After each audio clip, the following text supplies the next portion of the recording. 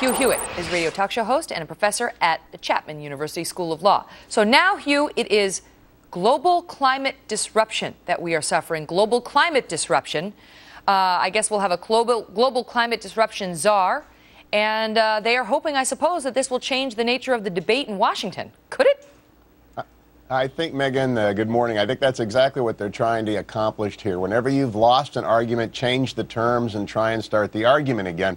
They did it with Recovery Summer. They did it with Man-Caused Disaster, with Citizen of the World. And this administration will be remembered for trying to paper over failures with words. But the argument is, in fact, lost on global warming. And so the idea that global disruption or global climate disruption is going to be the new term, I don't think it's going to change any minds, but it certainly is a clever attempt by people to change the page. I'll say this, Megan, it's not going to help Democrats on the campaign trail. If you're out in West Virginia trying to win that Senate race, or you're Joe Sestak in Pennsylvania and you're losing to Pat Toomey, and the White House starts talking about global climate disruption, you just got to put your hands in your head and say, oh my gosh, don't they have a clue that global warming is driving people to the Republicans? They had to do this, though, didn't they, Hugh? Because you've got a situation now where, this past winter, which was terrible, at least here in the Northeast, we got pummeled with snow and cold temperatures, and people were outside every day digging out of, 4 feet of snow, saying, global warming, my you-know-what. And it's an anecdotal thing, and it may not be tied at all to what's actually happening to the Earth. But anecdotally, that's working to persuade people that global warming is a myth. And so I think these administrators found themselves sort of waging a PR war with God that they were losing.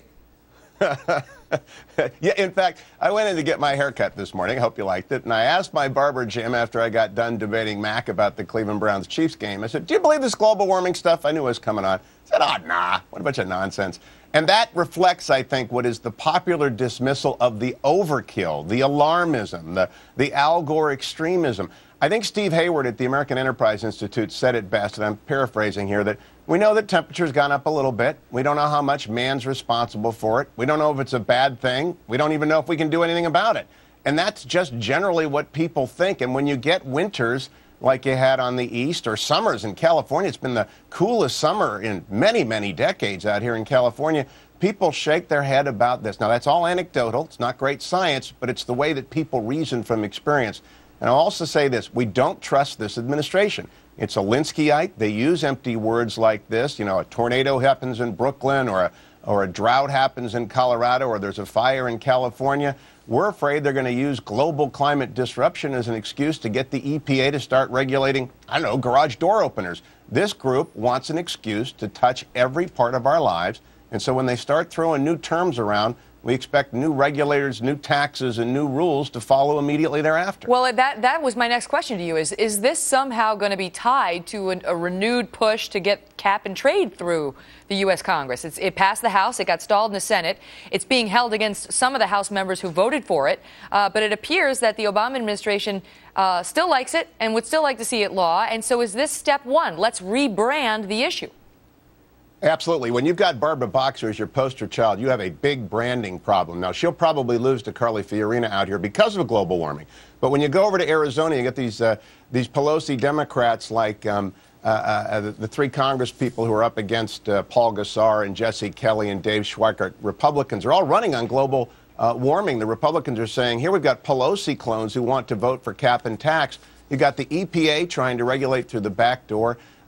Global climate change, global disruption is not something Democrats want brought up right now in the campaigns, because Americans know if Democrats retain majorities in the House and the Senate, they'll be back for blood on cap and tax. If Barbara Boxer gets back there, she will spend every waking minute, whether they call it global warming or global climate disruption, trying to jam down new laws and new taxes onto the average American. So I want to thank the White House science advisor for bringing this up in the middle of the campaign and reminding every American that every vote for every Democrat is a vote for massive new regulations in the name of global climate Well, disruption. you raise an interesting point because there's a reason it didn't get through the Senate. And, it hasn't been touted by most of the Democrats out on the campaign trail because, in large part, it has been unpopular, whether, because of the branding or the selling by Republicans or whatever, but it hasn't gone over big. And so now they raise that now, just as we learned that this Democratic group is going to go out there and start touting the health care law, which has been another real problem for the Obama administration. And yet, Hugh, can any of it be solved by rebranding? We've been hearing more and more from the White House and its supporters. We heard from Nancy Pelosi this week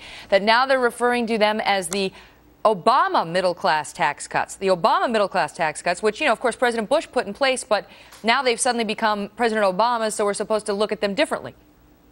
Now, Alinskyites never count on the fact that mass media has made people smart. Right now, people are watching this program, Megyn Kelly, and we're talking about global climate disruption, and they're going to make a mental note, and they'll see it again. You're going to talk with O'Reilly a little bit later. He'll do it tonight, or Glenn Beck will do it, or Sean will do it. Someone will keep repeating it, and all of a sudden, the American people are tuned in, and they're saying, oh, another word fraud, another word game, another Scrabble effort. It's just not that catchy. That's my problem with it. Global climate disruption. It's too many syllables. It's got to be pithy. Global warming would just roll off the tongue. Global climate disruption, it doesn't flow. Yeah, the chyrons get all mixed up that way. You're right. Right. Hugh, I love the haircut. Thanks so much for being here.